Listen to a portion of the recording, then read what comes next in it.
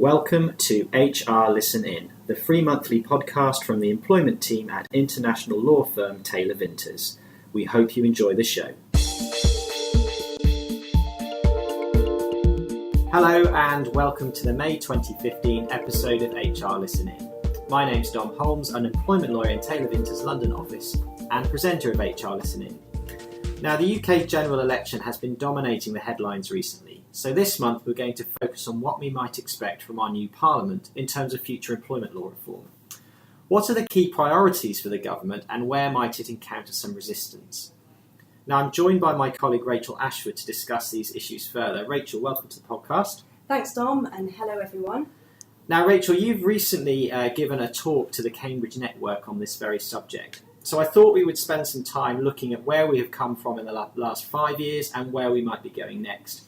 But before we do that, can I just ask what the general reaction has been amongst some of the people you've been speaking to when presenting on this topic? Thanks, Dom. I think it's fair to say that there's been a very mixed reaction to the election victory. There are some that are very pleased and think that the Tories' return to power will promote some stability in employment laws after the many changes that we've seen over recent years.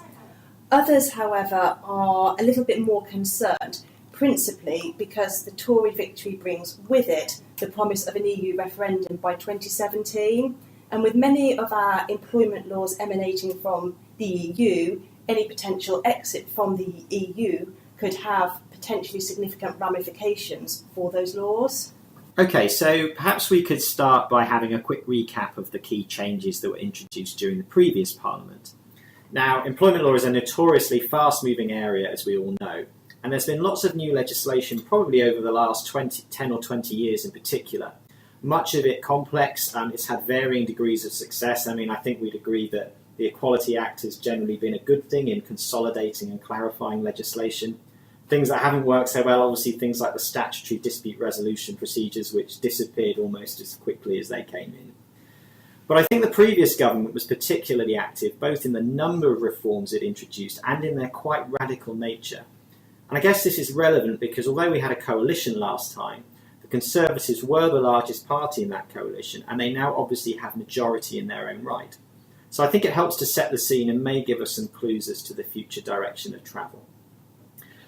I think probably, Rachel, that perception is of a general trend in favour of employers during the last Parliament. I know you've got a few examples of that. That's right, yes. I think firstly, one of the key areas is with regards to unfair dismissal. What we saw in April 2012 was the qualifying service requirement for ordinary unfair dismissal claims being raised from 1 to 2 years. What this does is give employers greater flexibility to terminate employment in the early stages of the employment relationship. Mm-hmm. Also, sticking with unfair dismissal, we saw a cap being placed of 1 year's salary on the compensatory award that an employment tribunal can award for a successful unfair dismissal claim. One other area that comes to mind is the introduction of protected conversations. And what a protected conversation is an off-the-record conversation between an employer and an employee. But they are different from without prejudice conversations, largely because there isn't a requirement for there to be a pre-existing dispute between the parties. And broadly speaking, where a protected conversation has taken place, the employee cannot rely upon the contents of that conversation when they bring an unfair dismissal claim in subsequent litigation. Okay, so clearly a lot of things that are quite helpful for employers, but I think to redress the balance, I guess there have been some reforms that favour employees as well. And interesting. That was the real topic for discussion at our recent employment conference. I guess the standout one is the shared parental leave, but I guess there's more to it than that, isn't it? That's absolutely right. Shared parental leave has certainly hit the headlines recently and been a key topic of discussion for both HR practitioners and employment lawyers alike, although shared parental leave, or SPL, is only one reform that has been introduced in the family-friendly field over the course of the coalition government. Other changes that we've seen was the introduction of the extension of the right to request flexible working to all employees that have 26 weeks service. And what was really important is that from the date that that extension came into force, there is no longer the requirement for employees making a request to work flexibly to have childcare responsibilities or indeed caring responsibilities of any kind. What we've also seen is changes introduced that allow fathers to attend up to 2 antenatal appointments. We've also seen changes to statutory adoption leave, and we've seen employees that are involved in surrogacy arrangements come within the fold of employment protection. Probably also worth mentioning maybe something that hasn't caught on as much, Rachel, which is this concept of employee shareholders, where employees give up some of their employment rights in return for a stake in the business, effectively. Now, I've not seen very many of them come through since they were introduced a couple of years ago, so maybe a bit too early to say, but it's interesting that there hasn't been the influx that we thought there might be.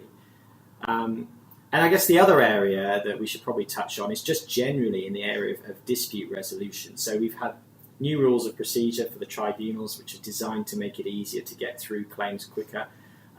Penalties for losing respondents. People might not be aware now that employers who go to tribunal and lose may suffer some kind of financial penalty, depending on the value of the claim. But I guess those are small fry in comparison to a couple of other main ones, Rachel. That's right, yes. And I think one of the big areas has been the introduction in May last year of mandatory pre-claim conciliation for individuals that intend to bring a claim. And that early conciliation is through ACAS. And in a nutshell, it requires employees to register their intent to bring a claim before actually bringing the claim itself. So it's another hurdle that individuals have to jump through, but also potentially quite useful because it gives the parties an opportunity to try and discuss their issues and settle the dispute before a claim is actually brought. The big thing, though, is probably the introduction of tribunal fees, which came into play in July 2013. And essentially this means that for the majority of claims, there is a requirement to pay a fee at the point of issuing a claim, and if that claim proceeds to a full hearing, to pay a further hearing fee. And what that means is that even for fairly simple unfair dismissal claims, that an individual is looking to pay probably in the region of £1,200 if that claim goes through to a full hearing. And that's had a really important impact on the tribunal system. And in particular, statistics were published at the back end of last year that showed a 77% decline in the number of claims that had been brought compared to the previous year when tribunal fees didn't apply. I think we've also seen a knock-on effect there, Rachel, in terms of how quickly the tribunals are dealing with claims. They're much less busy and they're getting through them much quicker. So you don't kind of see the delays that you used to as well. So that's important to bear in mind, I think, when clients are thinking about how they're going to deal with these claims in-house. I agree. Okay, as we're on the subject of tribunal fees, I think that seems like a good place to start our discussion of what might happen during the course of the next 5-year Parliament. It's worth remembering that although the Conservatives do have a majority, it's a relatively small one. So I guess it's not a foregone conclusion that they will get everything they want in the next 5 years. But perhaps tribunal fees is one they might be relatively safe on, Rachel? I think that's right. This is an area that divided the parties in the run-up to the election. Labour were set to abolish tribunal fees, the Liberal Democrats wanted to review the fees, but the Tories were certain that there were no proposed reforms to tribunal reforms. In fact, in their manifesto, the Conservatives said, "We've already helped businesses by reducing the burden of employment law through our successful tribunal reforms." So from that, it seems fairly clear to me that the fee regime is here to stay in the near future. It's quite interesting, I think, because there have been some very recent reports that suggest that the number of successful employment tribunal claims is actually falling. So the whole purpose of bringing in the fees regime was to weed out those vexatious claims and free up the tribunals to deal with those claims that had a greater prospect of success. But it seems it's not really had that effect. Okay, So what else is there of particular importance on the horizon, Rachel? I think one area where we are likely to see change is in terms of trade union law. The Conservatives have pledged to reform strike law, including requiring for a ballot to be valid that there is at least a 40% turnout of employees that are entitled to vote. Also, they will require a 50% majority for any measure to be successful. The Conservatives have also pledged to repeal the current restrictions on using agency workers to cover strike action, which I think is a very beneficial change for employers. Absolutely, and obviously very topical at the moment in light of the potential rail strikes that we could be facing. One particular hot potato that we haven't mentioned so far has been the very controversial discussions around 0 hours contracts. So what can we expect in that field? Well, I think the first thing to say is that they are here to stay. The Conservatives, unlike some of the other parties, didn't want to outlaw 0 hours contracts completely. The key change that we will see, however, is a ban on exclusivity clauses, which in effect prevents employees from working for other employers whilst they are under the terms of a 0 hours contract. So that's 0 hours contracts. There's also been lots of discussion about human rights, which does have some bearing on certain areas of employment law, Rachel.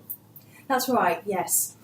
The Conservatives have proposed to bring in a British Bill of Rights, which will effectively replace the Human Rights Act.